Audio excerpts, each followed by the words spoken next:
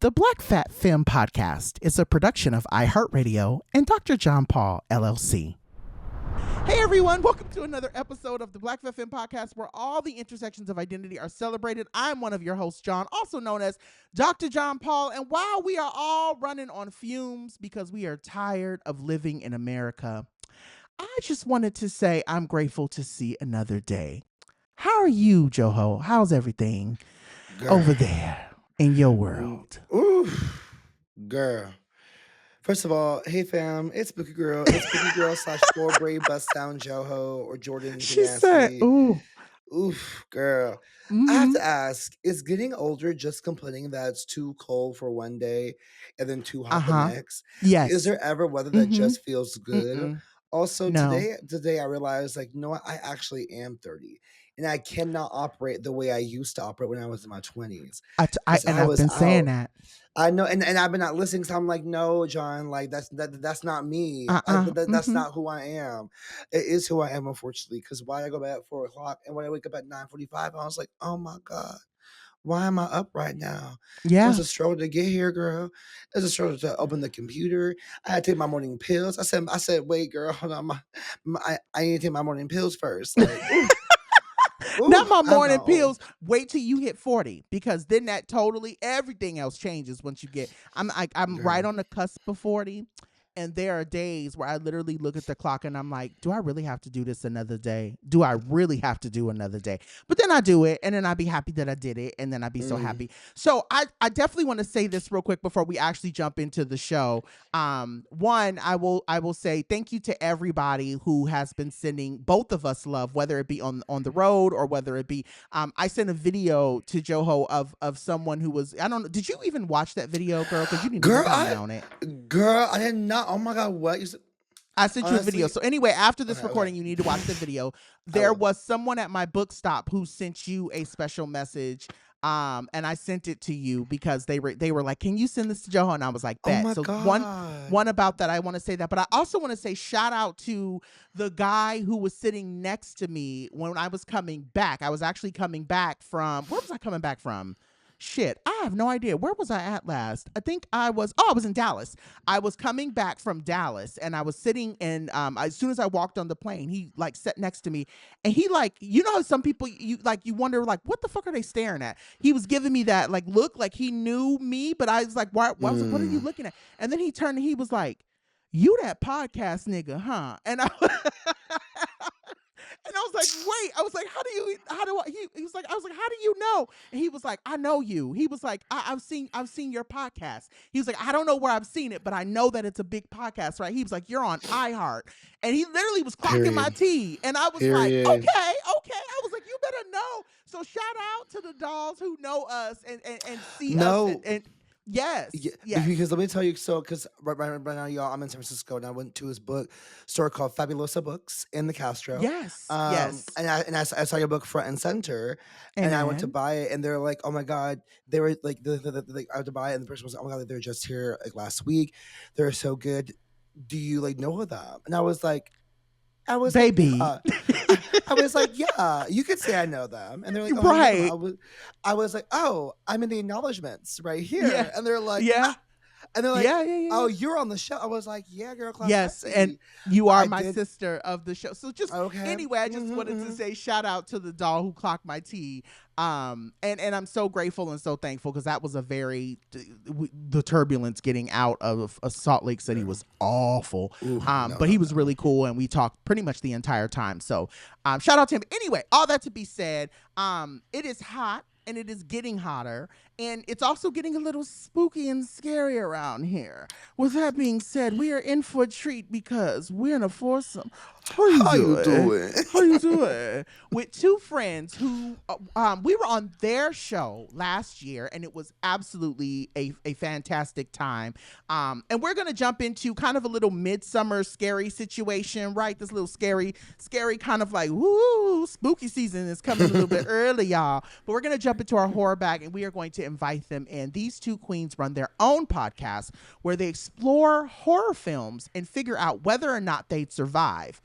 Are they the final girls? Please join us in welcoming the hosts, Kim and Ket Stay Alive Maybe. Kim and Ket. How are y'all, baby? Hi. Welcome to the show. How you doing? Oh my gosh, we've been wanting to us. come on your show for a minute. We're so excited to be here. Yeah, I'm really excited because I will say this. Me and Joho talk about horror here and there on the show, but I'm like really excited. Like I've been looking forward to this all week because a lot of people do know I write horror, but I'm also very into horror. And so having like a horror themed podcast, like episode, it's everything. And I'm sure like we can probably we will probably rerun it in October because obviously Halloween. But with that being said, I'm just really, really excited that y'all are here and that we were able to make it happen. So we're so excited same, too. Yes, same. And I will say in honor of things that are a little bit spooky, we are recording on the summer solstice today. Oh, we are. You're right. We are. Yes. So for those of you that associate witches with spooky things, though we are much more than spookies. But it is the summer solstice today. We got the magic in us. I woke up this morning and in my head it was like do do do do do do do do do from the Goosebumps intro. I don't know why I had that in my head when I woke up this morning. I love Goosebumps. Oh my god! Well, we're so happy to have y'all so here. Goofy. You're all horror girlies in these streets. We want to keep our first segment fun with our Still Here. So I always want to give our flowers to our girl, Miss Tisha Campbell, for our Still Here segment. And I think this is a fitting phrase for this question for all of us today. So if you were in a horror film, what would be your weapon of survival? You're still here at the end. So I'll start. We'll pass to Kim and Kat. Then we'll pass to John. Hey. For me, this sounds wild, y'all, but I feel like I'd eat with a little staff or a lance, like those long ass sticks with a little sword at the end. Okay. I did martial arts when I was younger. I was a brown belt. How you doing? Okay, Brown. And I did weapons training with a staff. So I could do that long stick raw. I was out here. That's hot. I didn't like I was in color guard, twirling shit around and stuff. But I feel like you're giving me a staff. You were giving Michonne. Okay, listen. Give me something with it, and I'm flashing bitches up with the tomatoes. Like I'm just out here cutting hoes down. I feel like I would find my little stab. I follow the spirits. I would make a little shank, attach it on via some tape, and then fuck bitches up. That's how I was supposed to be. I know that's right. I know that's right. What about y'all? Kim, you want to go first, or you want me to go first? Okay. Well, I have two kind of separate answers. One is just like, one is my dream kill. Oh, which right, is just my dream way to kill someone. Okay. Which, like, obviously everyone has in their... Of course. I mean, like, it's like one zodiac. What's your zodiac and how do you want to kill someone? But it's like when, you're like sitting at a bar, but then you grab a bottle and you break it and then stab them. Okay. Dream kill. Yeah. But that's not like weapon for the apocalypse, or anything. It's a horror movie. Big lot of bottles. Yeah, exactly. So I have to go with just because it's my signature sound, which is the chainsaw. Let's hear it. Okay. Yeah. Oh my gosh. And I'll be transparent in saying, and I don't know if this is epigenetics. So somewhere in my lineage, a black person in my history probably had some type of situation with a chainsaw, but I am terrified of chainsaws. I don't know why. The sound scares the shit. And maybe it's because I was really young when I first saw Chainsaw Massacre. I was going to say, I bet it's from a young horror movie. Yeah, it probably is. Yeah, I think it may have something to do with that. But the chainsaw, like anytime, even at like horror nights, when I hear it, I immediately like freeze because it's so terrifying. It's really scary. Horror nights. I know they take the chain off, but they get still, real close to you. Like they are up in your ear. Because I'm also just like, okay, you took the chain off, but like, did you take the chain off? Like, right. I've been removed from mazes because I will punch people. And no. And then like, it's not on purpose, but it's just a reflex. And they're like, just a reflex. And they're like, scary. No contact with the performers. Why the fuck is that bitch in my ear with a damn chainsaw, girl? Right. They like, deserved I it. paid to be here, but you signed up to fuck around and find out. So couldn't agree more. Yeah, the Weekend maze last year is one of the ones that almost got me in trouble because I almost hit a performer. But yeah, anyway, go off. Go ahead. Anyways, Kat, how about you, Kat? Okay, so I have a lot of fun weapons, and I also know that Kim is going to have a chainsaw. And one of the ways that I know I'm going to stay alive is because Kim and I are a team, and I will not leave her side. We have skills that really complement each other. So, like, facts. This bitch ain't going nowhere. Right. Like, she's going to be right next to me.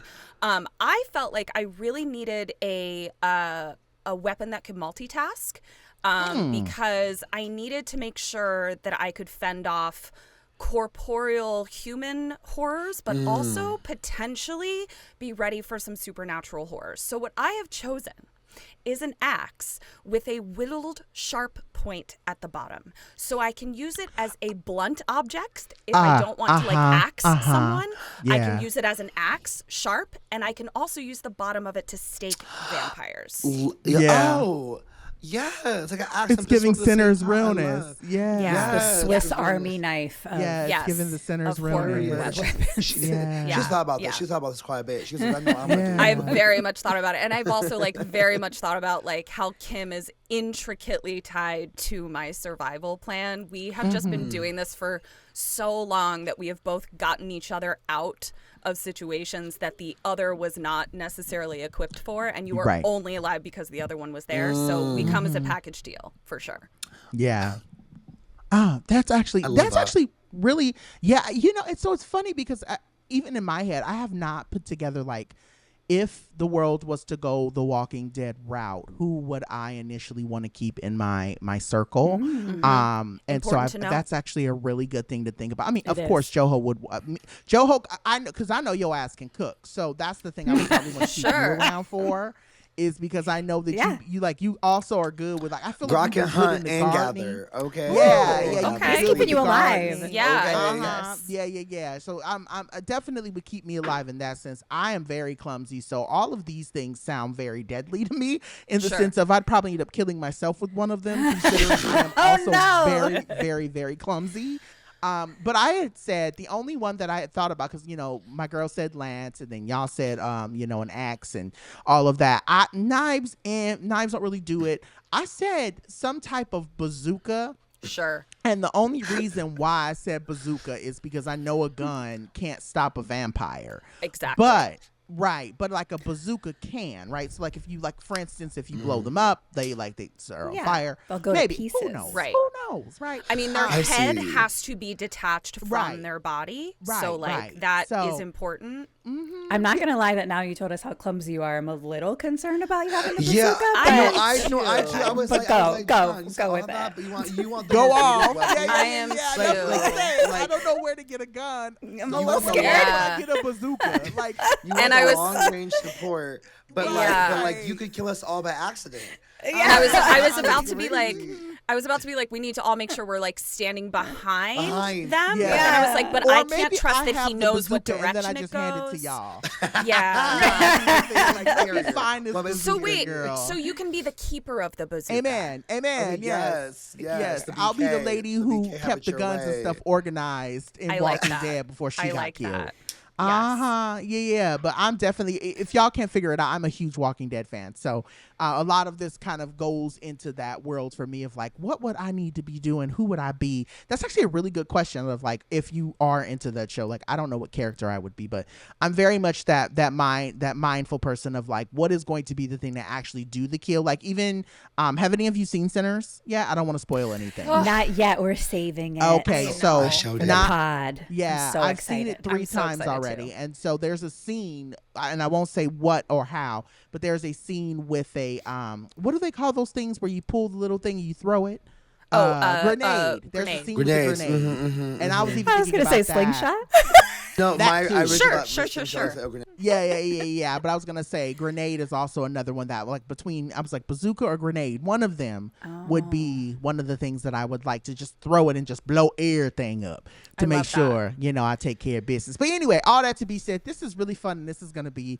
I feel like this is a great segue into our next segment. So we're gonna take a quick break. And now that we have decided that we are the final girl in every movie, we got to make sure that we pay our bills before they turn off the light on us, and then we be crawling in the dark and be scared and screaming like some of the dolls do. With that being said, we're going to take a break. We'll be back in a sec.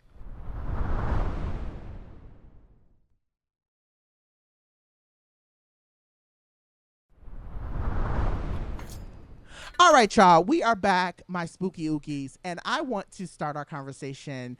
And, you know, as you all know, me and Joho have talked about all of our loves of scary things. We've talked about going to horror nights. We've talked about our favorite scary movies. We've talked about all of these things. But really with this conversation, you know, for this category is we're really going to get into kind of this notion of like, what is horror? How do we feel about it? What are some of the tropes and things that we would love to see change? Blah, blah, blah, blah, blah. And so for those of you who don't know, I was late to the party when it came to scary things because obviously the way I grew up, my mom, even now, you know, she knows that I love horror, but she's like, don't talk about that. Don't bring that into this household. I don't want to hear nothing about that. Wow. My family is very...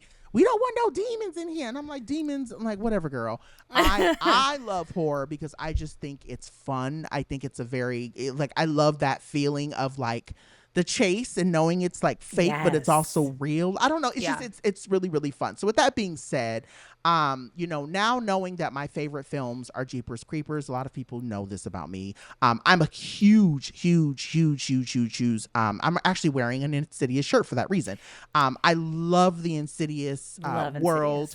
Annabelle, Jeepers Creepers, all of those things are my go-to comfort movies. Don't ask. I do not know why, but I will cut those on, and it literally brings me so much joy when I need to reset. So I wanted to ask y'all, where did your love of horror films come from, and where did it start? Like, what draws you to them? Kim or Kate, you can start whenever you want to. Whoever wants to start. So first of all, we did a whole Insidious May journey last year where we did all of the Insidious ones one by one. It was so fun. So my parents kind of got me into horror movies. And it was weird because like they were weirdly strict about what I could watch on TV. Like I couldn't watch 90210. But they were like, let's watch The Exorcist. Wait. Yeah. So, like, one mic, girl. Yeah. So, you know, it was just like, but I think that they felt like there was like an artistry to, like, it was a classic, you know? So it was like they were, and my dad, when we would vacation in Cape Cod, there were these beautiful thunderstorms in the summer. And he'd be like, okay, let's turn out all the lights, light some candles, and I'm going to read you some terrifying Edgar Allan Poe. Like he, you know, that kind of thing. But like, don't watch Melrose Place. Right. So yeah, it was wild. And then I think as a little girl, I just always wanted to be an actress. And I think horror movies, like getting to experience like the tippy top of human emotion, I was just like, bring it. I just want to like be 100% in my body, in my feels. Like it felt so exciting what those actors and actresses got to do. So that's sort of where it started for me. I love it. Yeah, excuse me. For me, it started, I think, with books. Like you doing the Goosebumps theme earlier. I was like, oh my gosh. Yeah. I loved Goosebumps. Same. I loved it. Same. And then I started reading like Christopher Pike books. I don't know if you read those ever. But that was like the teenage horror, you know, like it was like the more grown up. And so it really started with books. And then I watched It. Like the original. The original. At a sleepover. Yeah. I snuck watched that too. And I watched that at my cousin's house. Yeah.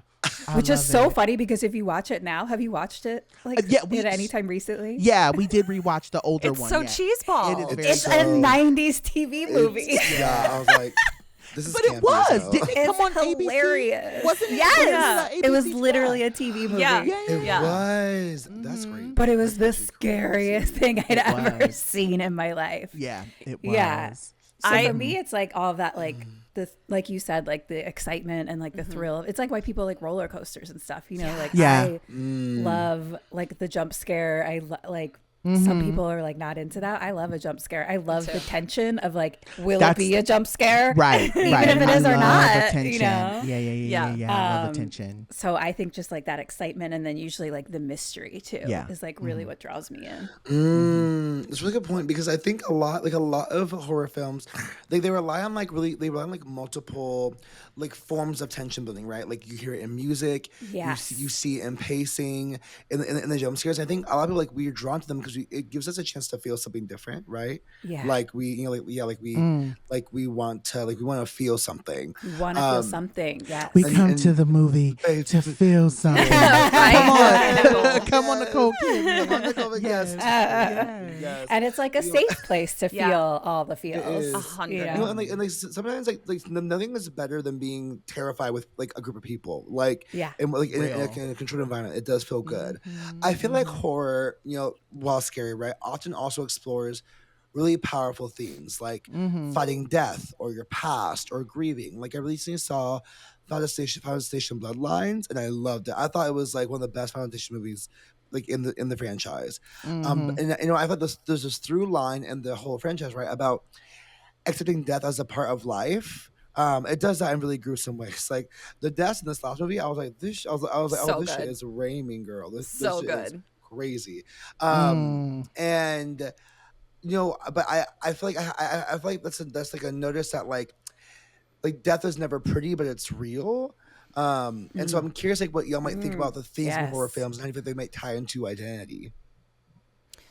Well, yeah, I mean, themes are, it's going to sound so vague, but I mean it. Like, themes are everything in a horror movie. Yeah. And one of the things that really pisses me off is how horror movies are seen as sort of this, like, lesser art form. Yeah.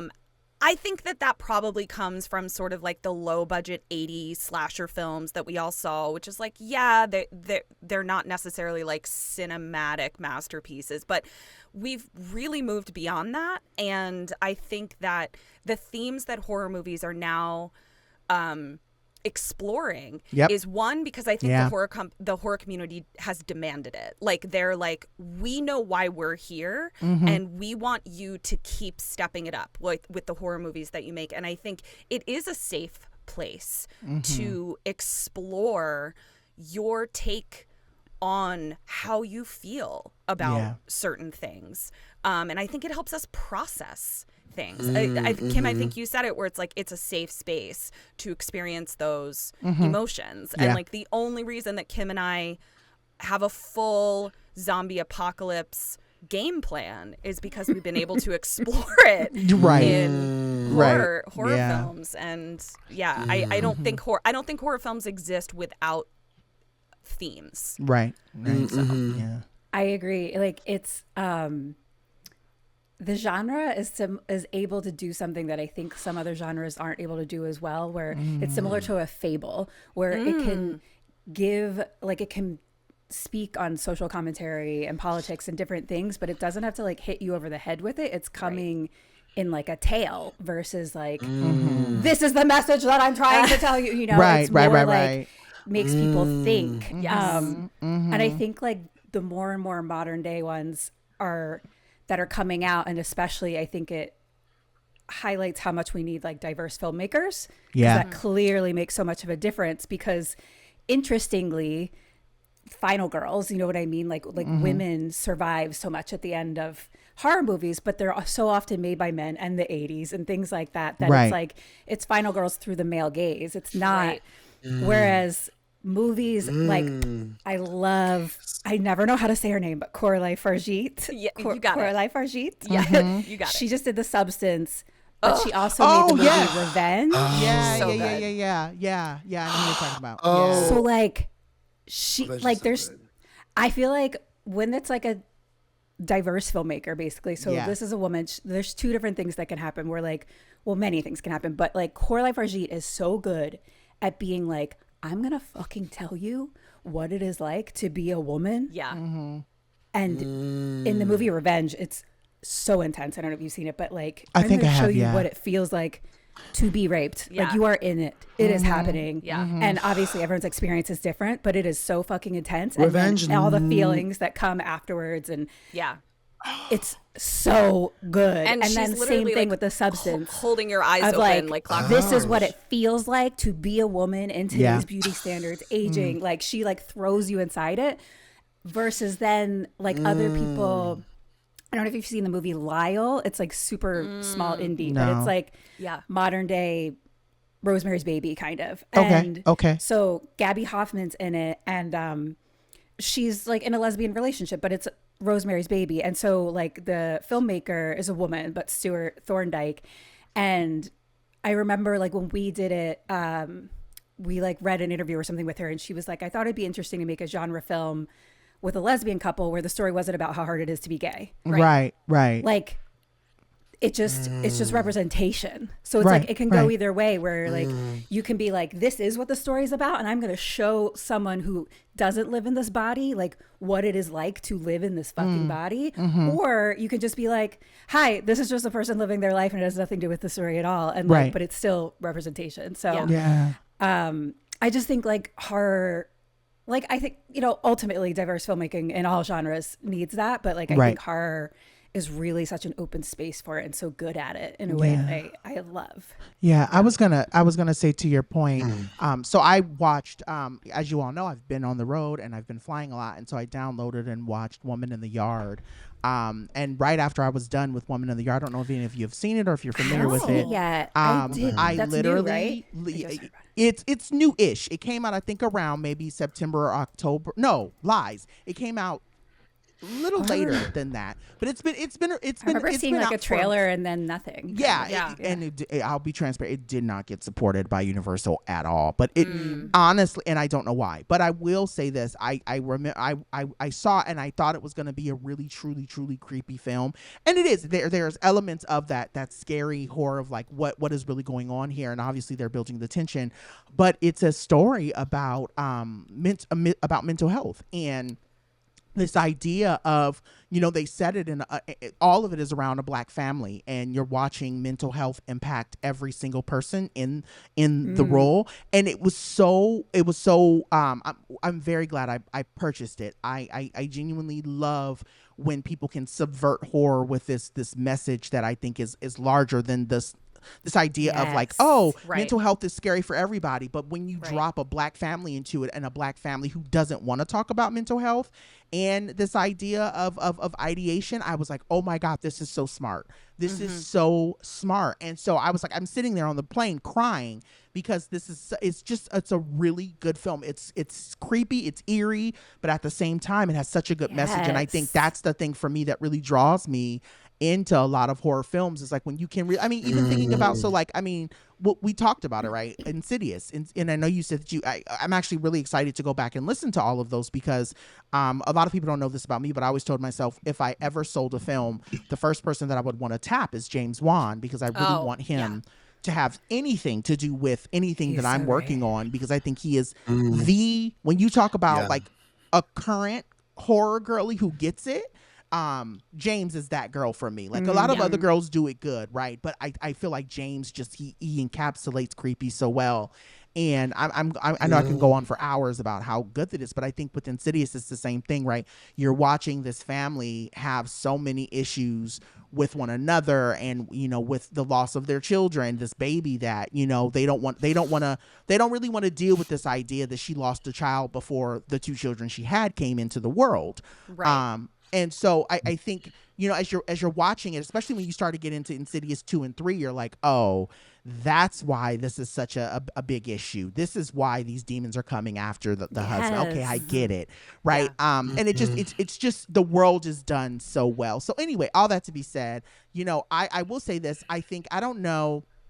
Have you all watched Companion on Max? We just did an episode last month. I figured. Okay. So Companion, Joho, if you have not watched Companion, I went into Companion not knowing anything about that film. It's so great. I downloaded it because I just was kind of like, I need something new to watch, and it looked new and it looked good. And so I watched love Jack it. Quaid so much. And I was blown away at how good and how well done that film was. Yeah. The only tidbit that I had was I wish there was more Black people. Oh, I do want to see it.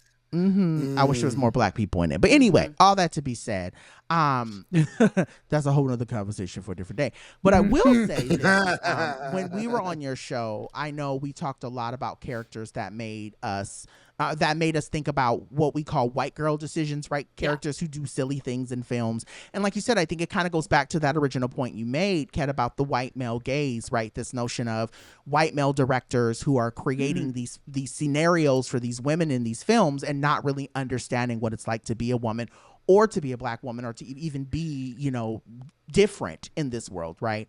You know, in terms of survival. So, you know, as we know, these movies explore tropes that sometimes become tired. Black people dying first, the white girl making dumb decisions, et cetera, et cetera. But I definitely would love to ask, you know, are there any good horror, you know, are there any good horror tropes that you feel like are done well, or are there any tropes that you think that we need to like move past, or that we need to get away from, if that makes sense?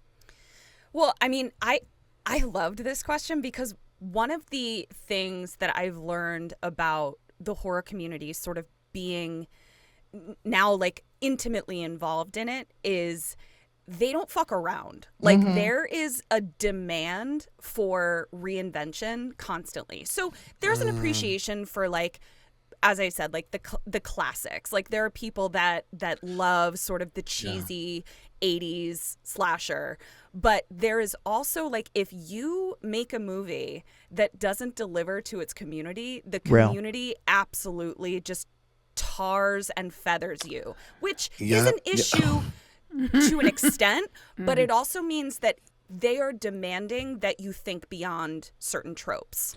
I don't want to cut you off, but if you all have not been following, or if you weren't familiar, the they/them conversation, I think, is a really good place to start with this. I don't know if you've watched that film and if you've been following, but a lot of the queer horror talking girlies, about it. They ate that film. And then I'll also say too, the remake to what is Pet Sematary was also one I watched. People tore that film up, but go off. Yeah, and so I think that there are, you know, there's still classics being made, like things where it's like, I want to go to the movie and I want to, you know what I'm going into. I want to see this, and this. Those are great too. Like, I love that. But I do really tend to gravitate towards the ones that completely subvert expectations, or they're telling a story in a way that I'm like, I don't know how y'all are going to do this. Like, how in the world is this going to happen? One of the ones that I loved was Late Night with the Devil. Yes, so good, because the story device that they used of like, this is happening on live television. Like, I was very much like, I don't even know how you're going to construct this. Like, I don't know how you are going to make this a linear story that makes sense. And God damn it if they didn't do it. Like, it was so interesting the way that they chose to tell this story. And I think it's a story that we've seen 100 bajillion times, but they were like, yeah, but you've never seen it told this way, which I loved. So I thought that was really great. And shout out to them not killing off the Black character. I was really happy about that. The Black woman character in the film. I was like, oh, she lived. She lived. I was really happy about that. I was like, oh yes, they thought that through. Yes, I was really happy about that. What about you, Kim? Just some of the ones I was thinking about was the Tragedy Girls. You've seen that one? Because that's like the women are the serial killers, or they're like girls. It's like high school. I mean, it's a lot of like high school social media bitchiness and things like that. It's like very funny. You know, it's like much like lighter, but just like having like the female leads as the killers. And then also like Barbarian. I thought did a good job. Great. Like leading you down the path that you know and you expect. Like you're like, oh, I know just what's happening. And then it's a completely different movie. Yeah. And also the final girl there is a Black woman. Yeah. So, we love to see it. Yeah, Barbarian was a very interesting, because I got halfway through it and I was like, what the fuck am I watching? Exactly. But then there was a part of me that was like, but this is good. Like, this is like, I'm still like, what the fuck is this? But it was, I was like, oh, this is good. This is real good. And I'm never mad when they put, I don't know his name, but when they put him in movies, Justin Long. Always going to be good. I think he's so handsome. I think he's a great actor. So the man knows his job. I mean, he's like creepers, right? I know what you want me to do. Yeah. And he's just like, that's what I'm going to do. I'm going to deliver on exactly what you need me to be. I know what my brand is, and here I am. It's so great. Every time he comes, he always delivers. It's like the father in Krampus. I don't know his name either. I'm real bad with people's names. Adam Scott? Oh. Yes. Adam Scott. He's another one. Whenever you see him in a film, especially in a horror film, you know exactly what you're getting.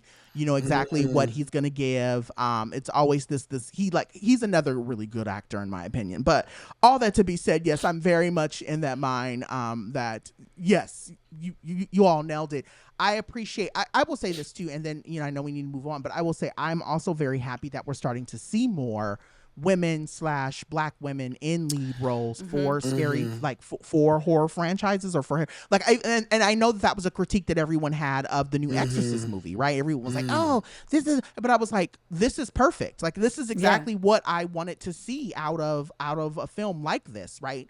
And it's cool that I know that they're having a whole bunch of issues with doing the second iteration of that, but I'm very much excited to see what it's going to look like, because I know that the director said this is the vision, this is the idea, and it's going to be inclusive, and y'all just going to have to deal with it. So yeah, did you see The Deliverance?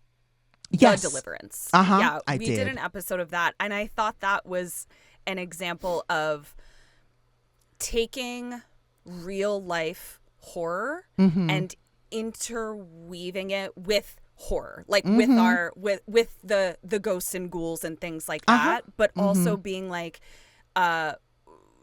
weaving it in with like the daily actual real life horrors that people have to deal with in our world. Yeah. Yeah. Yeah. So I'm curious to ask y'all. So I mean, y'all are saying things I'm just like making me think about so much. Excuse me.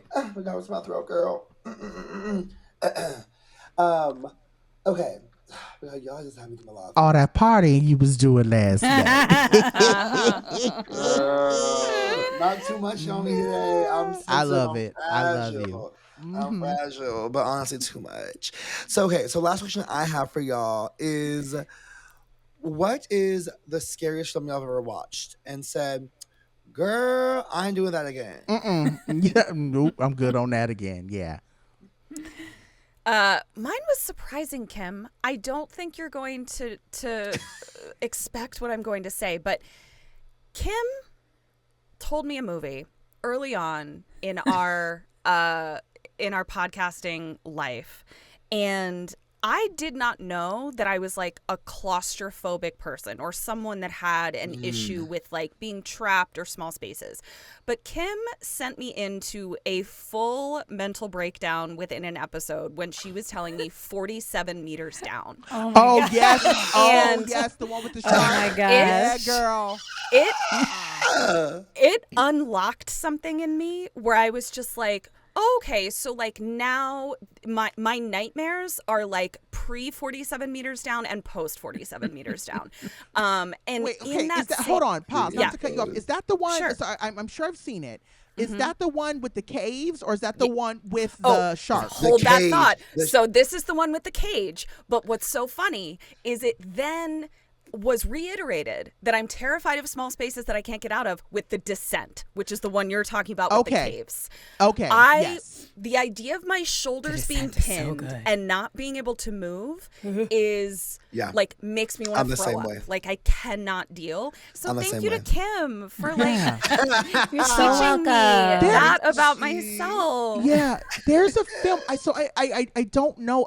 I'm drawing a blank on the name of it, but there's these people who go like scuba diving in this foreign country. That's 47 meters down too. Uncaged. Oh, okay. Uncaged. Okay.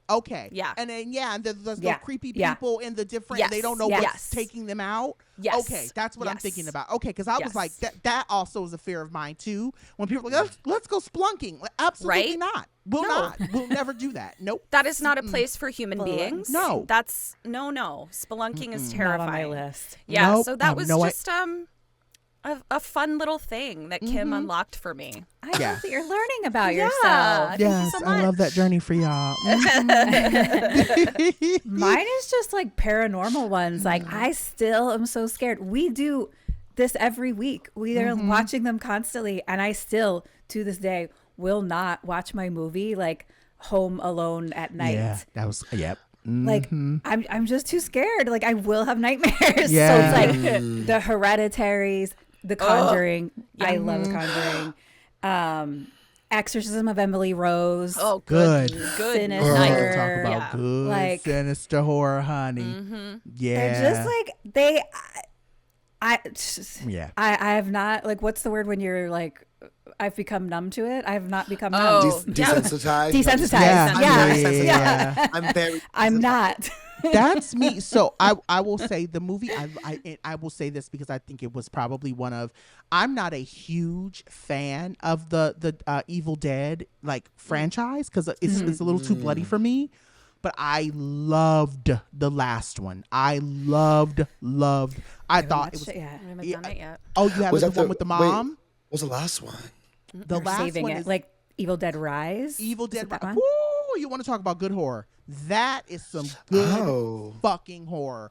And when I talk about like the idea of like they have a queer kid in it, they have it's woman centered.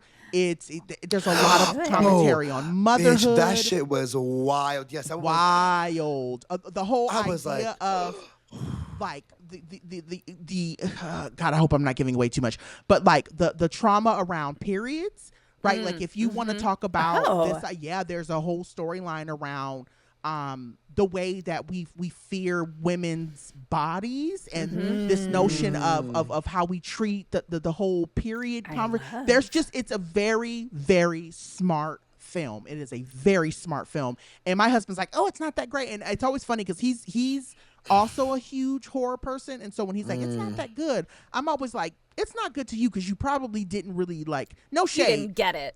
You didn't get it, right? It goes to get it, goes to don't. Right. I live in an intersectional lens, so I love when a film really like goes there per se. But I will say that too. Like I always say, like, I don't find The Exorcist scary, but I am not stupid enough to watch it by myself alone. Oh, sure. Yes. Like, exactly. It's not one of those films that makes me be like, oh my God, I'm so afraid. Like I don't. Something but about you it doesn't respect it. Scare me. But I respect it enough to know I'm not watching this by myself at night, but alone in my house. Yep. I know better than that. I know better. Oh my God. Ooh, okay, interesting. Well, y'all, now that we have got y'all holding on tight to your rosaries and preaching, I'm gonna say Mama Makusa. We're gonna take a quick break and come back with more with K and K. Back in just a bit.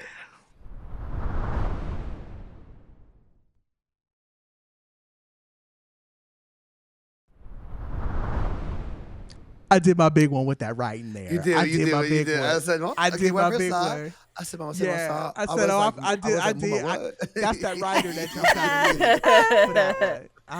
of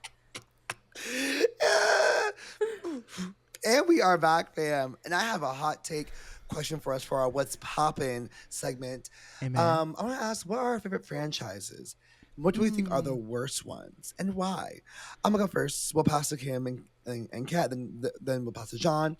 So my favorite one, and I think one of the best ones, is the Conjuring universe. Like you mentioned earlier, hands down. I think the Conjuring universe it is so good. I mean, first of all, Vega Farmiga is one of my favorite actresses. That girl can act down. She's that girl. Stay spooky. Patrick Wilson, Live, Laugh, Love Him Too. The man has range. Like, I mean, and I don't love when I see black folks get terrorized, but I do love white folks getting terrorized. But it's natural, unfortunately. Don't we all? Don't we all? The universe is just so expansive. Like, I think I love that they like dive in. Like I don't know about like Annabelle as a real doll or like Ed and Lorraine Warren until this movie, and I'm really into spooky shit. And like that's a movie where like I cannot watch it at home by myself because I absolutely will. Yes. This is so silly, but like I know that I will never buy a 2-story house because every movie where there's a ghost, they have a 2-story house. I have not once seen a ghost in a ranch style home or a single-story home. You will not catch a 2-story house. That is so true. Not for me, girl. Okay, so I will no. There has been. What movie was that? Was it? It's not Kevin Bacon, but it's the man who looks like Kevin Bacon. He moves into a house and he's writing a book, and as he's writing this book, something's terrorizing him and his family, and it's telling him to get out. Is this is it the first? It's Sinister. It's Sinister. Yes. Oh, that was in a one-story house. Ethan Hawke. No, yeah, it's a one-story house. I don't think so. It's a one-story house. It is. It's a one-story. Yeah. It is a one-story, and it's because the scene when his son gets up out of the bedroom and walks outside He watches his son walk from the room to go outside, and he's standing in front of the trees. But is there a basement? Is there a basement? Don't they have a basement though? They have a basement. They may. I don't know. I didn't catch that. Which makes it 2-story to me, girl. Yeah. The basement is ground or nothing. Right. Joho says no to stairs. I don't want to. When there's stairs, a bitch will fall down the stairs. There's a ghost. No, when there's a ghost, because the ghost is always downstairs or upstairs somewhere. Right. Never on the. I will rewatch this now and be like and find out, because if there is not a basement, I will be creeped out even more so. There's definitely a basement or an attic, because that's where they get the film reels from. Yes. It's the attic. It is the attic. They get it because I remember him Equally going up there, terrifying. And he tries to put it back. Don't get no attics, girl. I can't do no. Cut to Joho absolutely tanking the real estate bubble, because no one will buy anything with stairs now. Listen. So thank you. Honestly, thank you so much. So real. No, because we can all afford homes now. My mom's house has an attic. And like she's always like, you should go up there to get, and I'm like, oh, I'm never gonna have to go. I'll never go. And do you want to hear something even more crazy? Not crazy. I have to stop using that word. You want to hear something even more weird? So I recently just saw, I don't know if it was a TikTok or a reel or where I saw it, but a woman said that she moved into a house and she heard rustling up in her attic. And when she went up there to take a picture to see what was up there, it was a man. There was a man up in her, living in her. I'm more scared of that than a ghost. Was a man living in her attic. Situation. That's honestly my biggest fear. Frogger is terrifying. Yeah, so much more terrifying. This is our version of the man or the bear, because I'm like, give me a ghost over a man any day. No, because if I go up and you're a real person there, I can't ask questions. But that's like The Boy, right? Was it The Boy? Wasn't that the movie The Boy, where the woman thought that the little animal thing was real or was demonic, or because it kept moving, and then they come to find out at the end of it, someone's living in the walls. Right, somebody was living in the walls. My God, Nope, girl. And I am aware that this will be my demise. Like I hear it and I know it, but like there is this really ridiculous part of me that thinks I can negotiate with ghosts, and like that. No, same.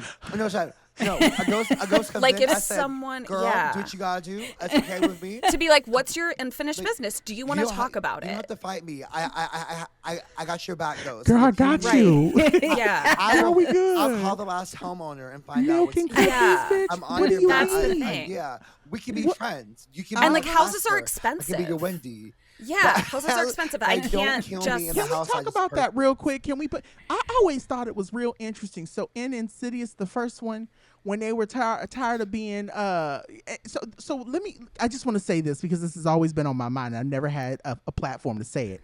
It was interesting to me because they live in Los Angeles, right? Sure. And in the first house, they're getting terrorized. And she's like, I want to move. And they just up and move. And he's a teacher. No way. This is not. We talked about that. Like, 100%. This is not how it works. He's got family money. Family money. What the hell are you just going to up and move in LA to a family money house? Yeah, trust fund baby.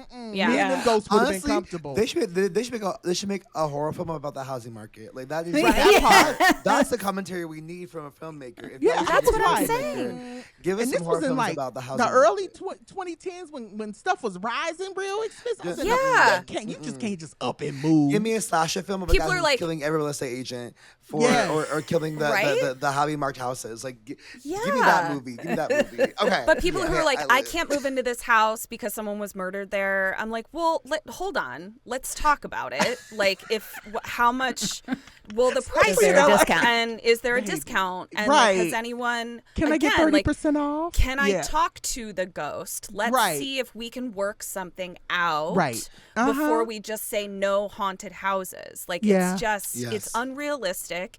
And frankly, it's speaking from a place of privilege. It's like, not everyone It'd just be like, I don't want to live here because of a ghost. Because it's haunted. Okay, all right. We thought we had a ghost in our condo when we first moved here, and my husband was like, "Oh, I feel like there's something here," and I was like, "Well, they just going to get comfortable with us being here. It took too damn long for us to find this place." Yeah, I said, honestly, destigmatized. Not all ghosts are bad. No, that's very true. Just going to have to learn to deal with us being in this house. I'm fine for ghost rights in these streets. Not all ghosts are bad. Yeah. Many ghosts I'm titling the episode that Fight for Ghost Rights. Right? Fight for ghost rights. Some ghosts are friends. Yes. Don't we have a t-shirt that's like the Demon Union? Demon Union. Yeah, Demon Union t-shirt. I'm screaming Demon Union is I hate you, JoHo, so much, but you are so good. It's true. I love this. Fighting for ghost rights. Okay, so now I have to say my worst franchise, and this may be controversial for some. Okay. But I think Halloween's the worst franchise. Scandal. No. Chris, put in some scary music. People put in the Halloween theme song. Oh my God, no. It's not for me. Okay, all right. We respect it. Do I think it explores themes of mental health? Yes. Do I buy the idea that this dude been killing people for like 30, 40 years and keeps escaping killing people and no one stopped him? Do I do I buy that Jimmy Curtis as his sister cannot stop him? I can't. And truthfully, I'm with you. And truthfully, this man don't even run. He just walks and he kills people in a way. He just maybe he power walks. He strides to kill you. Yeah. People still get got. If you're running, how does he find? Like literally, how does he find you? He just power walks everywhere. He's in a jumpsuit. The magic. I know he hot in a mask. I know. I was gonna say, I was like, but you know, Michael Myers is a daddy, so right. No, but he built my man. Yeah, come on. But like, whenever I see him, I'm just like, y'all know this is not like. If y'all can't outrun this man, no offense, you deserve to get got, girl. Because that like, part. Sure. Why? How did he find you? Also, if he like, this man is nothing but a glorified 40-year-old person wearing Lululemon walking their dogs on the street. I've seen this person. I've seen this girl. I've seen this girl. She won't say please. Can somebody please make that? Can someone please make a Lululemon lady walking her dog with a Michael Myers mask on? Yeah. Thank you very much. She's very much giving. I have to get my steps in. Exactly. I know his Apple Watch going off. It said goal achieved times 17, girl. Yeah. You say hit your goals every day. Michael Myers said, one thing about me is I'm going to kill you, but I'm also getting these steps in. I'm getting these steps. He's like, I hope you do run, bitch, because it'll take me 10 more steps to get your ass. I'm there. Yep. I got to close my ring. I got to close my rings, exactly. I gotta close my ring. So actually, when he's stabbing people, that's just he's just trying to close his exercise ring. Yeah. He's like, I got my steps. Now I got to get my reps in. Yeah. Oh my God. That is so stupid. Oh my God. That was so silly. That shit was so silly. That is funny. That's mine. K, how about y'all? Mine's The Conjuring 2 as well. Yes. It's so good. Yeah. It's so good. It's just it delivers. It's so good. It delivers. That's what it is. It delivers. Look, some of them don't deliver, but then it delivers. It still overall delivers. The last one that they just did it's the rule of averages, right? Yeah. You know? Yeah. The second one too was kind of like, oh God, but the first one was great. The first one was really good. Right there. What's the one that you're like not so much? I wasn't sure, and I kind of just picked one that I haven't seen much of just because I don't feel drawn to it, and that was Child's Play franchise. Okay. Like, I've seen the first one, but like have no real desire to see more. I understand that. I'm not saying it's right or wrong, but I understand it. It's never been my thing either. Even with like the growing, I've never been drawn to Chucky. I think I honestly think Child's Play is like it's just camp. Like I think it's just like it's very. I mean, it's a gay man who did it. It's so right. It's like it's very queer. Child's Play 2 with Jennifer Tilly playing Tiffany. You can get more camp than that. This little bad bitch doll doing cigarettes. What are you doing, girl? And then they have the third or fourth one. They got the child. Yeah, then they have a non-binary child. It's camp. It's camp. Like there's no. I do want to watch the new show though. I haven't watched. Yeah, shout out to our shout out to our podcast daddy Devin Sawa. We love you. Yeah, we haven't watched it yet. Yes. The show's cute. It doesn't hold up season season 1 is better than season 2 and 3. I can see why they canceled it, but I will say it was fun. It was fun for what it was worth. Yeah. But I also agree. I'm right there with you. And again, it's not to say that I don't like Chucky, because I laugh every time I think about that scene in the first one when she's like, "Tell me, say something to me before I throw you in the fire." He's like, yeah. I was like, that is funny. I just said that to my husband last night. Say something before I throw you in the fire. Yeah. I'm like Chucky is a key. So I love that. But anyway, yes. So I'm right there with you. I will say, so I'm gonna go down.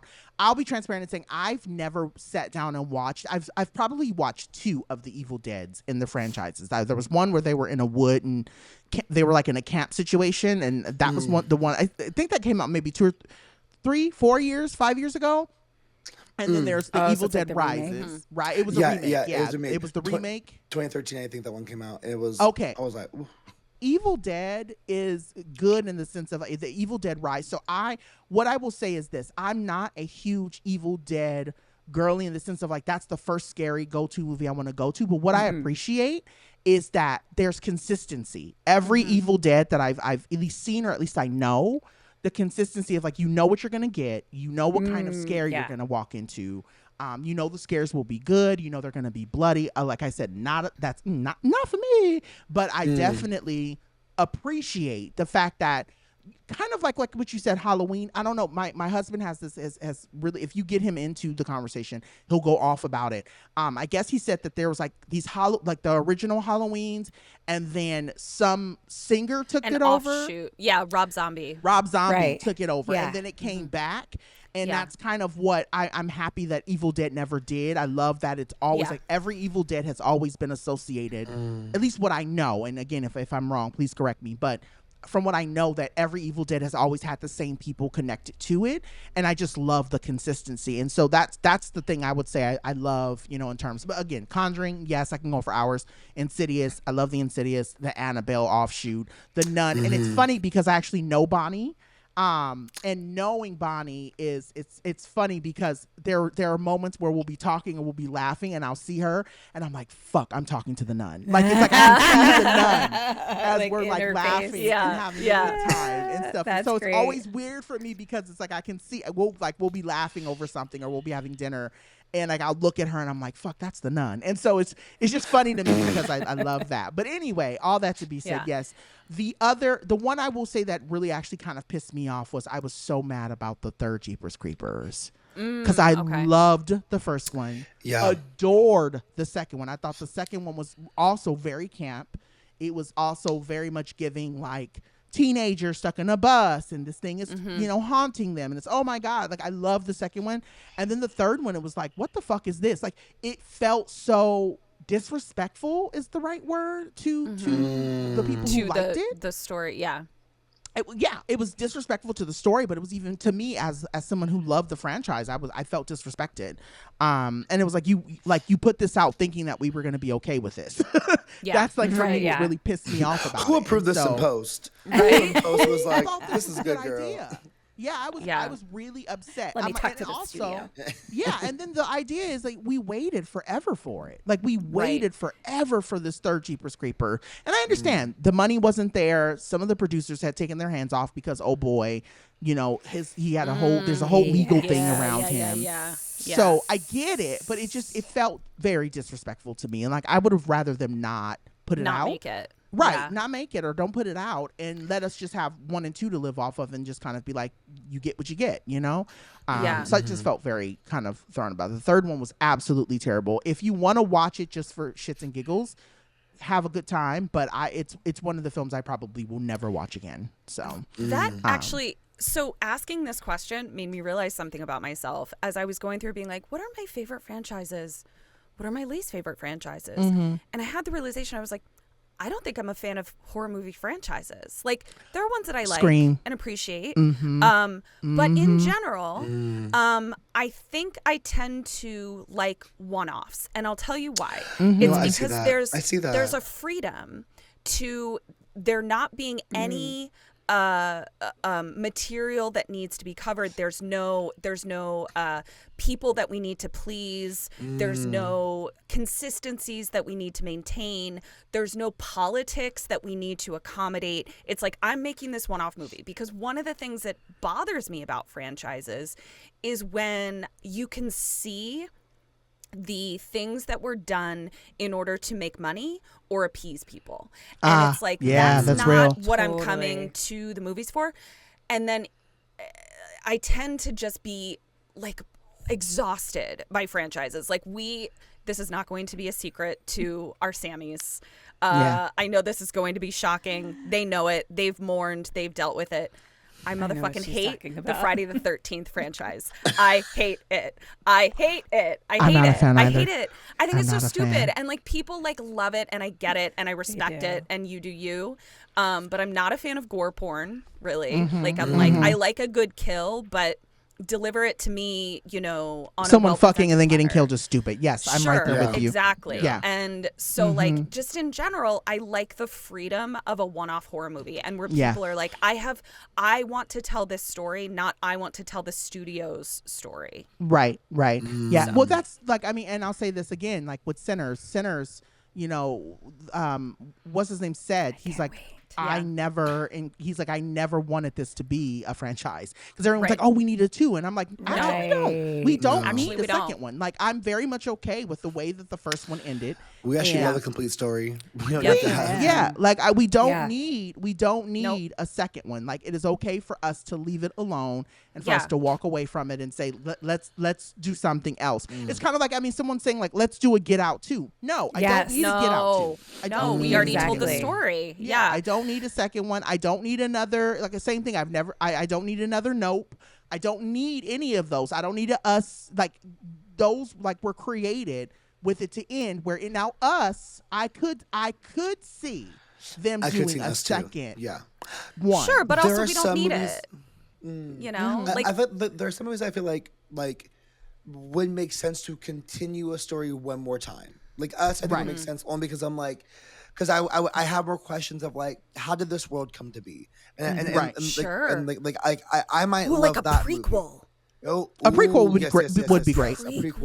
Yes. Yeah, now a prequel I'm signing would be on good. for that. Yeah. But yeah, I'm very much in the mind of, there are movies when I'm done, you know, you walk out the theater and you're like, I don't need a second one for this. I really don't want us to make a second. Like, I'll even say this, and I'm probably gonna get in a lot of trouble for saying this, but Megan, I don't think we needed the second one. Okay, that being said, the trailer, I was just like, no, they made that all for of it. The girls in the They gays. did make it. I know, but did we need it? And I don't we didn't need the first one either, but we all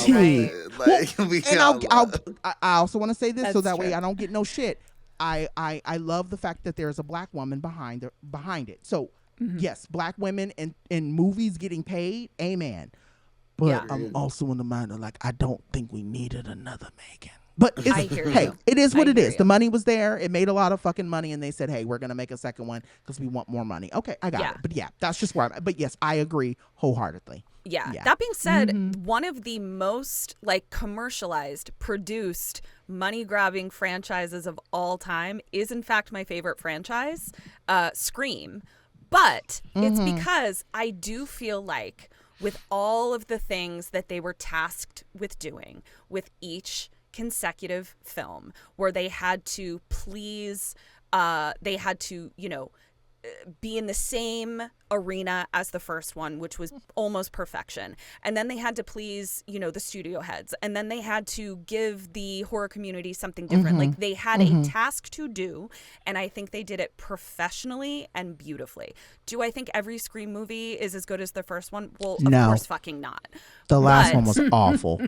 But I feel like I like the last one. But I thought the last one was bad. I mean, the fact that they took it to a whole new city, I was really here for it. I appreciated that. There were I'll say this, decisions were made. And if I was the writer or producer on it, I probably would have made some different decisions. Sure. But yes, I did. I also the wig. I hope that there was an echo on that. Is it the wig on Hand Pantier? A handbag here. That wig was nasty.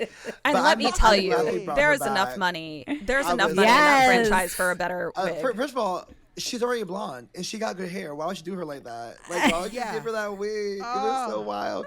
But I love they brought her back. That's my girl. I love they brought her back. Yeah, and that's the reason that I'm pissed. There's money in this franchise, and you have this shake and go wig on it. Girl, the way I would have cussed everybody out. Everybody. I do like the way that you said about Evil Dead, how it is kind of one straight through line. Scream, I think, does a good job of that. Because I will say, look, I love Halloween, but like you do need a flow chart to understand the franchise. The lore is gone too far. With too much lore here. Like, Kim's crazy. Kim literally had to. I believe in one of our postmortems, Kim actually presented a flow chart to me. Of like, and I was like, don't these so 4 Halloweens you can't look at. Yeah, you gotta go from this 1, 2, well, and those 3, are different then Halloween. H2O, and then from H2O you gotta go back to the one. Right. You can't look at those 4, those other 4. If you look at them, you're confused. Yeah. Is H2O a part of the original ones? H2O, I think, is like its own offshoot, isn't it? Oh, I don't remember. No, I cannot remember. I don't know. Yeah, you're doing too much, girl. Yeah, Kim Halloween quizzed is me on it but afterwards. It's fun. I will say H2O is one of my favorite ones. Okay. No, it's so it's because it's a new timeline. It's a good 2000s. Ignores the events of the previous 3 film. Doing too much. Wait, so H2O ignores the 3? It ignores the 3 Thorn films. The Thorn, which is 4. I literally can't even contribute to this conversation. Yeah, like, I have no idea. It's doing too much. It's doing too much. Yeah. Then you have. But my thing is isn't Jamie Lee being chased by him? Yeah. So she's being chased everywhere. Right. Facts. But my question becomes, how's it ignoring the first 3 if Jamie? Okay. Magic. I'm done. No. Magic. Sorry.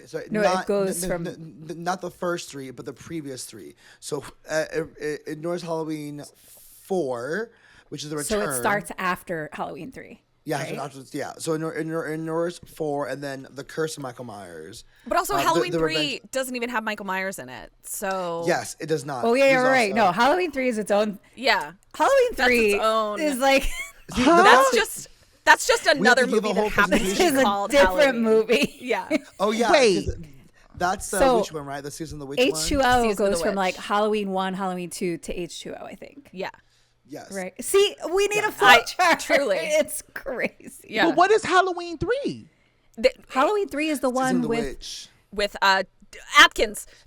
Thomas Janine Atkins. So the doctor is basically being terrorized. So there's no Michael Myers. And I do remember this, that Kim told me, because I lost my mind in that episode. Kim told me an entire movie called Halloween, the 3rd installment. And we get to the end and I go, so where's Michael? And she goes, not available. Like, not here. And I was like, what are you talking about? So apparently what that was, I remember Kim telling me, was that Halloween did so well that they were like, we need to make another movie and we just need to call it Halloween. People don't need the Michael Myers of it all. They just want a movie called Halloween. And we were like, incorrect. And then people were like, we do need the Michael Myers. So then they brought him back. Okay. Yeah. So then 4, he comes back. Yeah. That is so bold it's to be goofy. like, no, we're good. We don't need him anymore. It's like, so goofy. No, we're fine. We're fine. Yeah. Oh, actually, you know what, Michael? We do need you, girl. Right. Yeah. Michael, I'm so sorry, baby. We will. The rates increased. We got you. Yeah. We got you, boo. We got you. We got you. Exactly. Okay, y'all. Well, we gotta take this. This was such a key in such a rabbit hole about the franchise that I live. We gotta take one more quick break. When we come back, we'll be back with y'all's favorite segment. Yes, ma'am. No, ma'am. Pam's.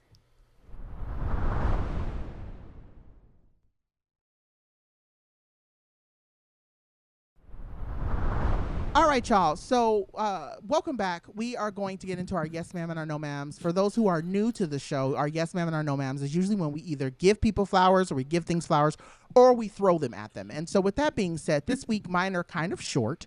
Both of mine are kind of short. I may go off a little bit in my No Man Pam, but you'll see when we get there. So all that to be said, I'm going to start this week. Then we'll go to you, Kim and Ket, and then we'll go ahead and throw it to you, Joho, and we'll wrap. All that to be said. So my yes, ma'am this week, I know.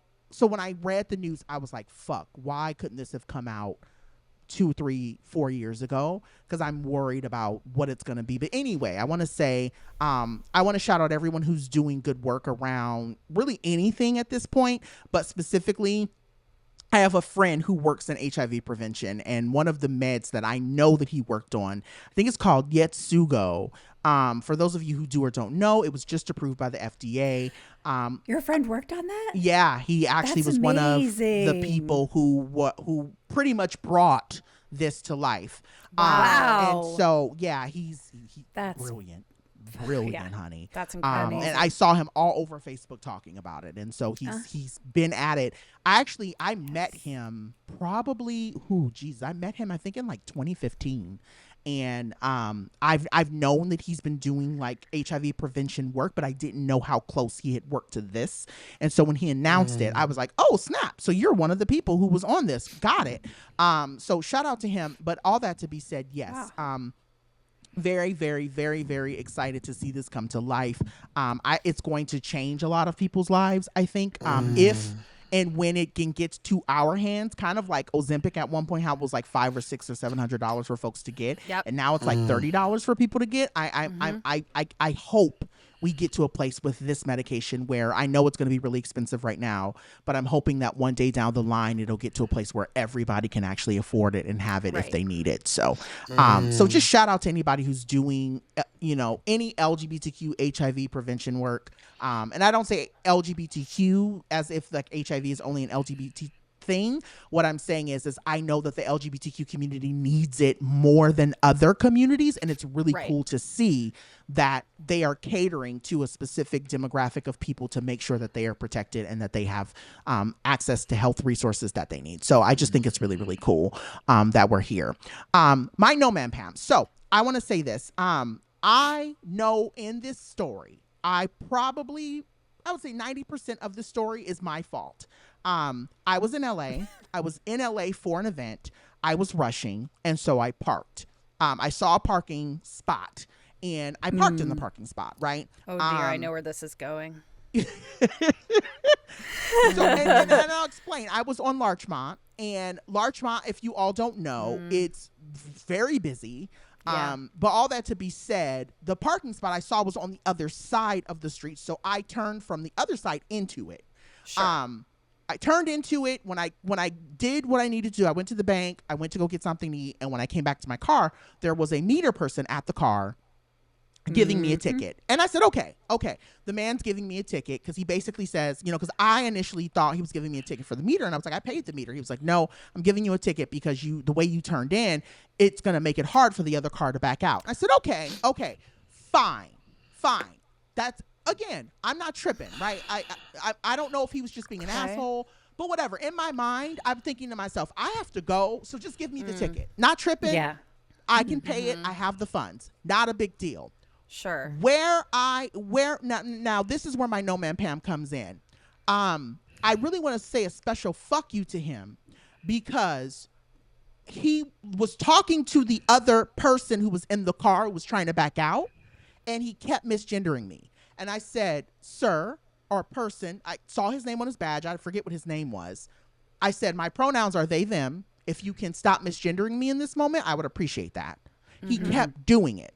And I said, okay. I said, I was really nice about the ticket. I said, I was really nice about it. I even told you, I was like, oh, okay, you're going to give me a ticket for that? I said, okay, no worries. I said, I have to go because I have an event I'm trying to get to.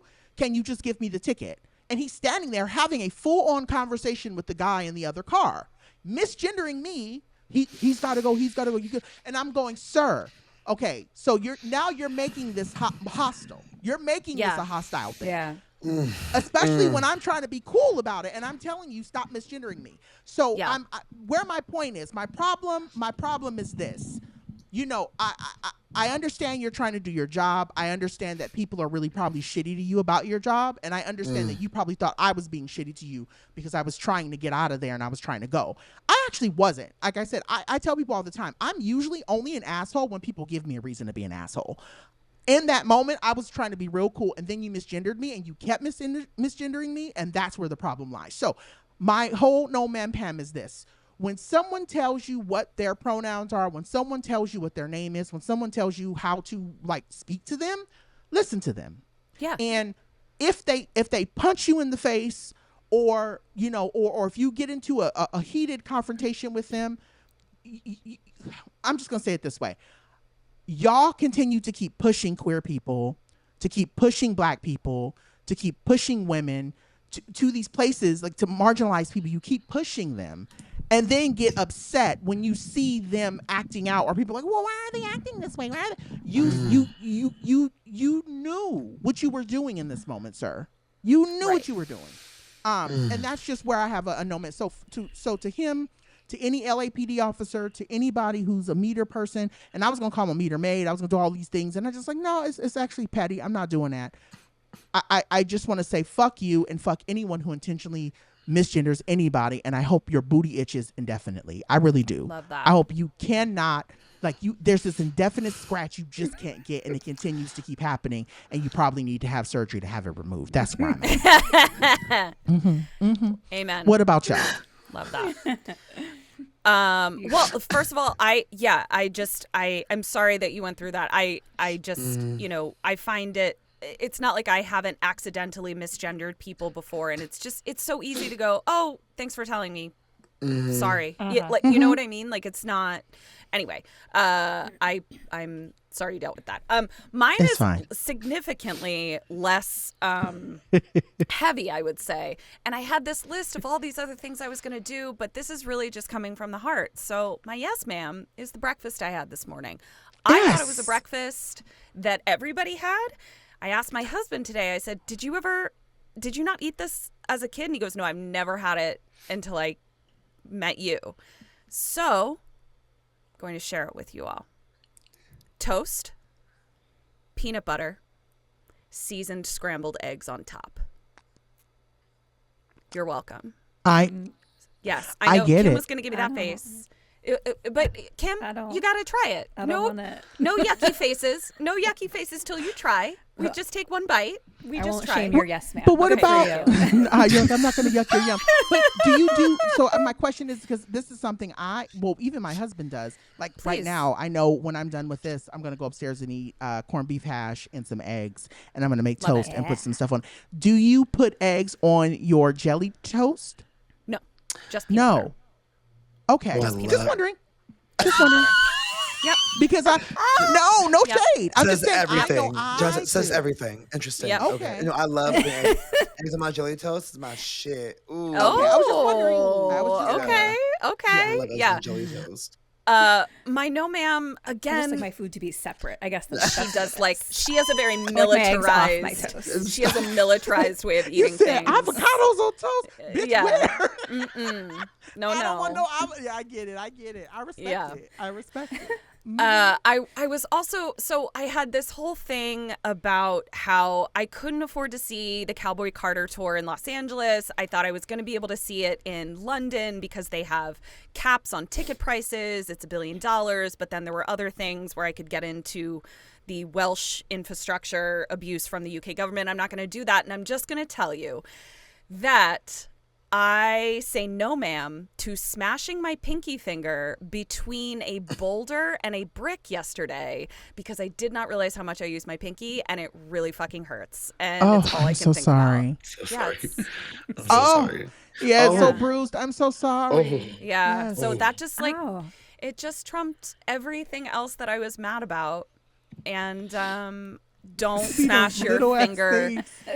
Don't smash your pinky between a boulder and a brick. Don't do it. Yeah. So dude, I went to shave this week and I cut the inside of my, and it has been fucking me up for 3 or 4 days, girl. Yeah. That little nick. So I get it. I get it. It must be stinging. You're like, why you sting so much? Yeah, it stings every time. Drink Nasty. Brush my Nasty teeth, stings, everything. Yep. I get you.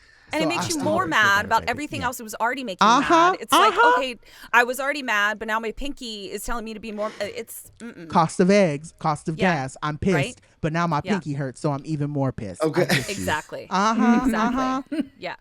Yeah. So. What about you, Kim? Okay, my yes ma'am is my city, Los Angeles. Yeah. Yes. It's just the way they're like showing. yeah. I mean, it's been a hard year. It started with the fires, and then now the invasion from ICE, and I think like the way that the community has come together, has, like it's been like a beautiful thing to see. Yeah. That like you think sometimes I think, or people think that we're like so divided, but it's like when like shit cuts down to it, like at least like this city is like, fuck you, no. No, we Like, got you. We are a community, and we like the way you see people like protecting their neighbors and like going out in the streets to like be on ice watch and things like that. It's like it's I went on an ice hunt yesterday. I love it. I love it. Yep. yeah. Yeah, I'm loving, not to take away from you, Kim, but I'm loving seeing there's a lot of reels and TikToks of people who are buying up the street vendors stuff, like the folks who are selling flowers and the folks who are to keep them safe. So they'll go out really early in the morning, give them like $250, buy up all of their flowers and say, go home. And oh my God, they've been doing that for like the last week and a half to keep them protected from ICE. And that, like, I've been giving money here. Whenever I see it on my timeline and someone's like, hey, can you give us $20? I will, because I'm like, I'm so here for that. Like, let's keep these people safe. And also shout out to, I don't want to say this because I don't want people coming from me, but I saw that people had issues with the Dodgers, and then the Dodgers was like, oh, if y'all think we're terrible, we'll flip it on you. They protected them and said, y'all can't come in here. And they gave millions of dollars to the families of immigrants who are having issues. So I don't know where this rumor came from that the Dodgers supports ICE. I don't know where that rumor started. They don't. It's not. Yeah, it's very much giving to me that they don't. So I'm very much here for that. No. They very much were like, get the fuck out. Fuck out of here. The amount of as it people should be that have been like, get the fuck out. Fuck and, out like, of here. Have been, like, just protecting and it's just it's I'm beautiful. Like, grateful to see it. Speaking of there's this group called No Us Without You LA, I think is a group that I work, but they've been like helping No Us Without You LA. If you're looking to help, they're like they get like food to that community and been doing it for like years. I love it. Like groceries, and it's like $33 will like feed a family of 4 or something like that. Like, they're really great. Okay, my no ma'am. I can't wait. I'm so excited. Y'all. Okay, I know there's some cat moms in this group right now. Watch it. Yeah, you got to watch it. Okay, so we have a backyard, which in and itself is a feat in this lifetime. Okay, and it's beautiful, and it has green grass, and it's like an escape, and I love it so much. And there is look, I'm not even sure it's a cat. Maybe it's a coyote. I don't know what kind of animal it is, but some animal has decided that our beautiful backyard is their toilet. Okay, and they come in every morning. And maybe they do their toilet business, but lately they've been puking in the backyard every morning. And I don't even know what it is. I don't see them. Also, we're fenced in. So they're either jumping 8 feet over the fence, or they're coming from the front. So they're like jumping over the fence in the front, then walking down our driveway all the way around the house into the backyard then just throw up in it. Okay. Every day. I have some clarifying questions. I have clarifying questions for you. Yeah. So, wild question. What does the poop look like? Because cat poop and coyote poop and dog are different poops. Right. Yeah. I haven't really seen the poop. I mean, Namdi has, my boyfriend, but I've only seen the puke. I'm so What's the difference of animal pukes? I don't appreciate, Kim, that you are just making wild assumptions that it's this a kitty. criminal is a cat. Okay, to be fair, Namdi has seen a cat because he wakes up early in the morning. He wakes up like 5 a.m. and he's like, I've seen a cat in the backyard. Has he taken a picture? Pics or it didn't happen? So if it's little pellets, I love it. It's a cat. If it's like a turd, it's not a cat. The cat's pooping like pellets, or they're small poops. Like cats are tiny creatures, and okay.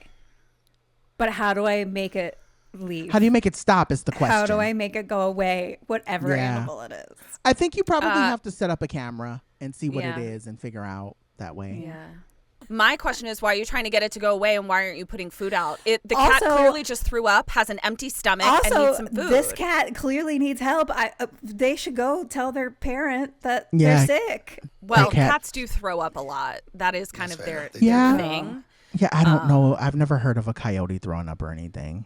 Yeah. Yeah. So, and I don't want you to give away too much information about where you live. I really don't want to see a coyote in our backyard. Yeah, I don't want to know where you live, because I don't want people knowing on the air where you live. But I'm wondering just what area it is, because I know where I live. Like, I just saw. I know this is so sad, and it actually made me really sad yesterday. We saw a dead baby coyote yesterday, because we have a main road, like. There's a main road to get to the highway where I live, and that main road is near a lot of what's the word?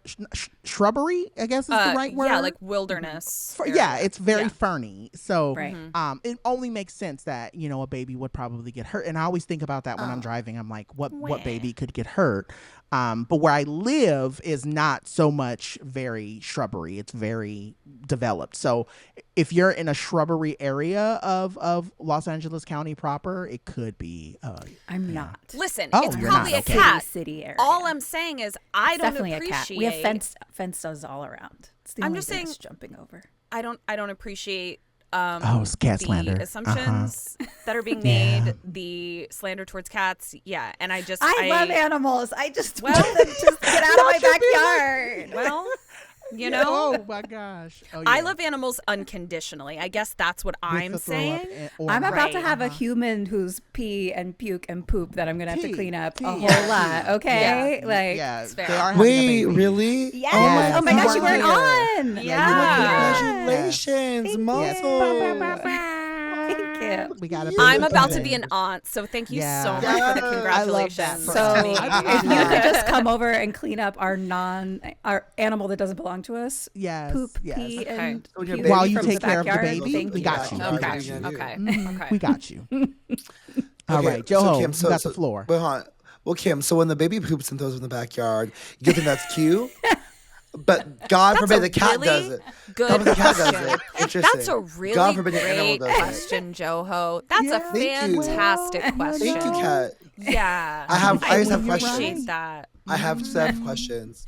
Yeah. It's not our cat. This baby is coming from inside me.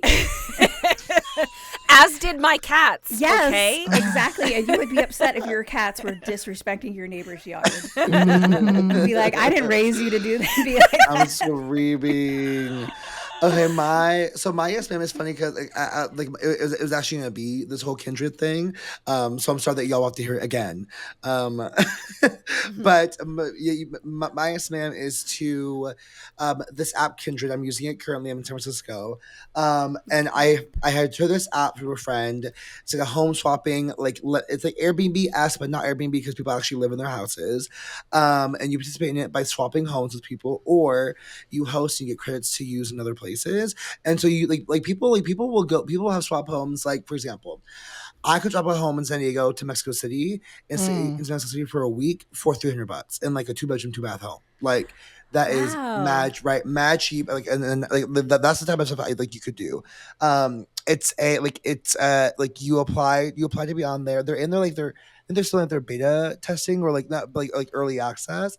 But you're able, if listeners want a code, hit your girl up. I got you with the code. You can apply. If you apply and get in, you get 5 credits for free.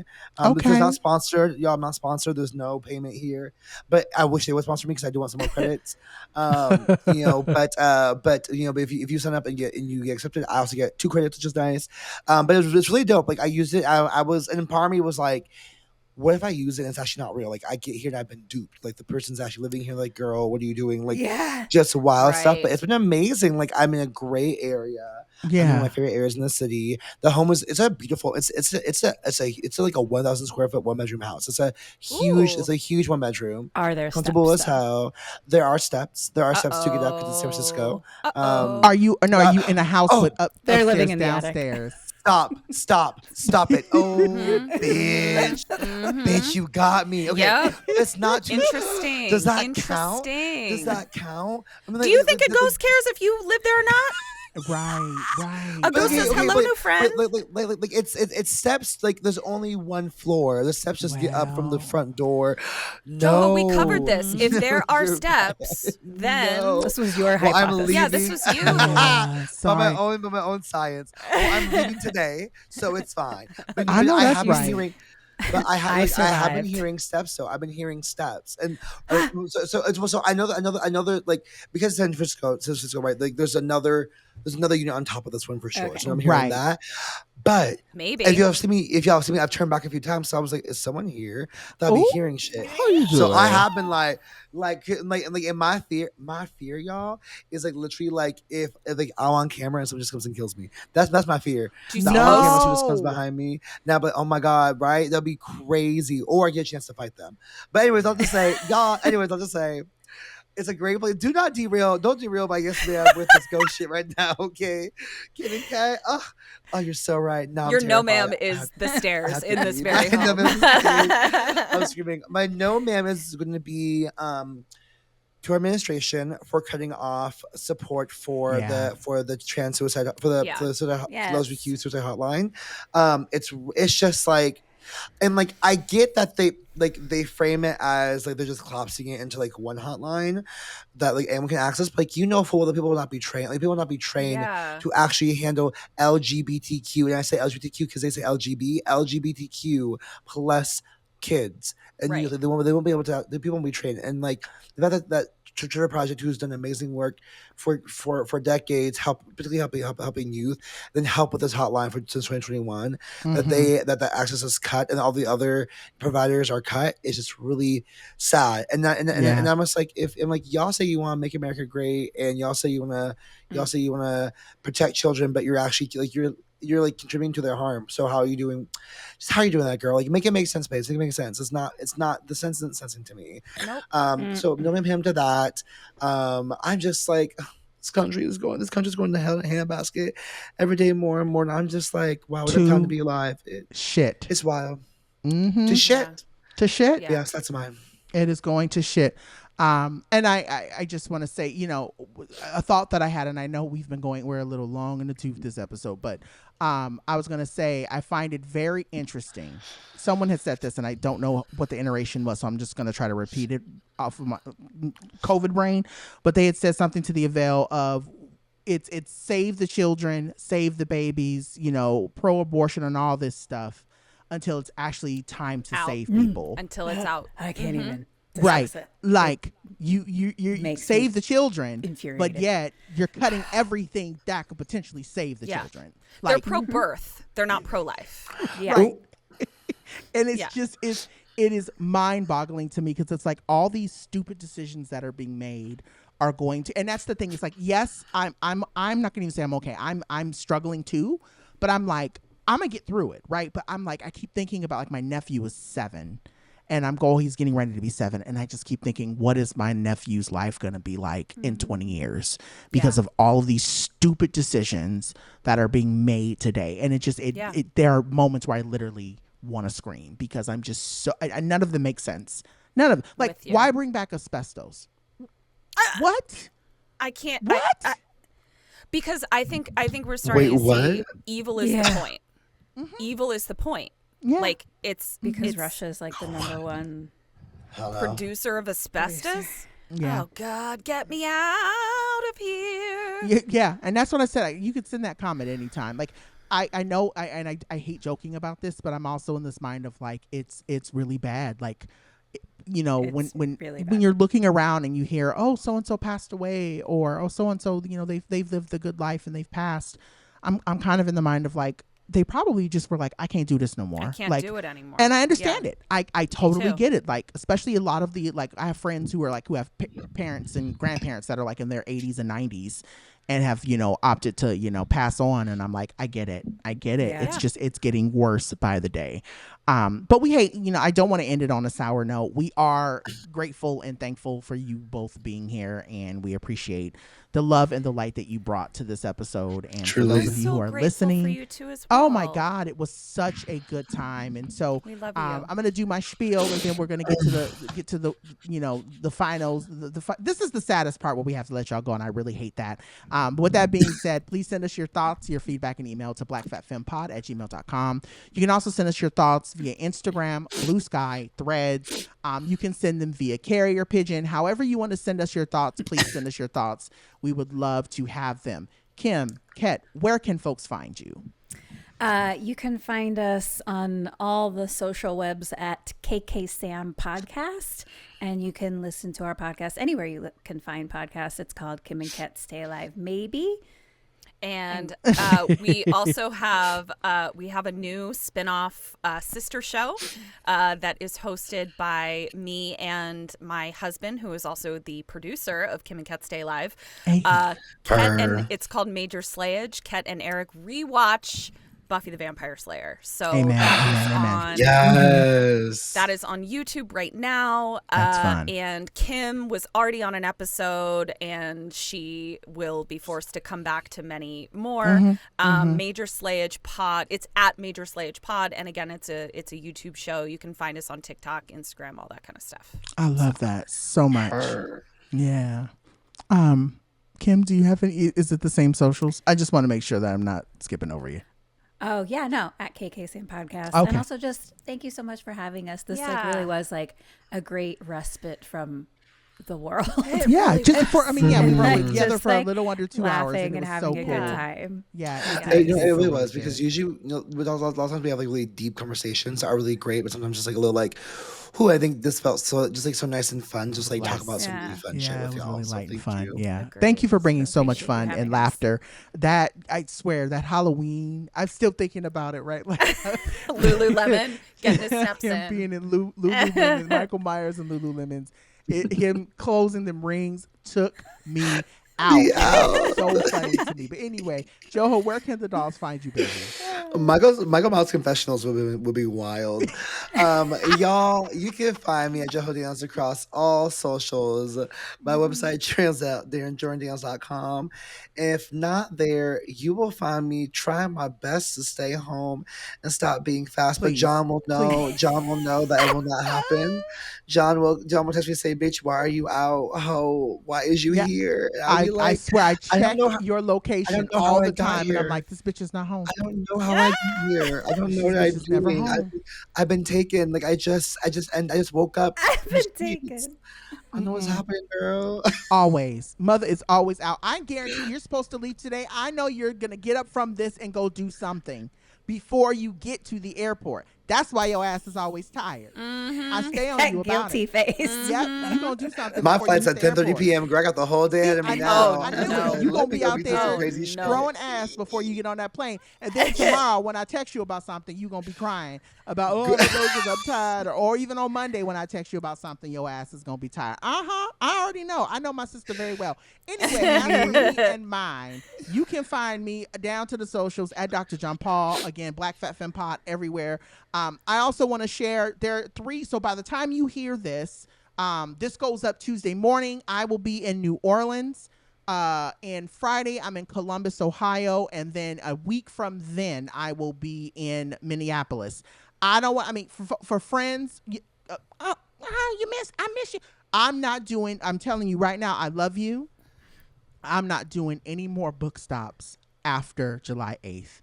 I have had people hit me and say, "Oh, I'm so sorry, I missed it." You missed it. I'm sorry, love. Good for you. You know, I can't. I've done 20 stops for this book, and I am at my capacity. So if you are in New Orleans, I will see you then. It is and all of these are free. That's the thing I want to say. Some of them have not been These last 3 ones are free. So if you're a New Orleans girly, it's free to join.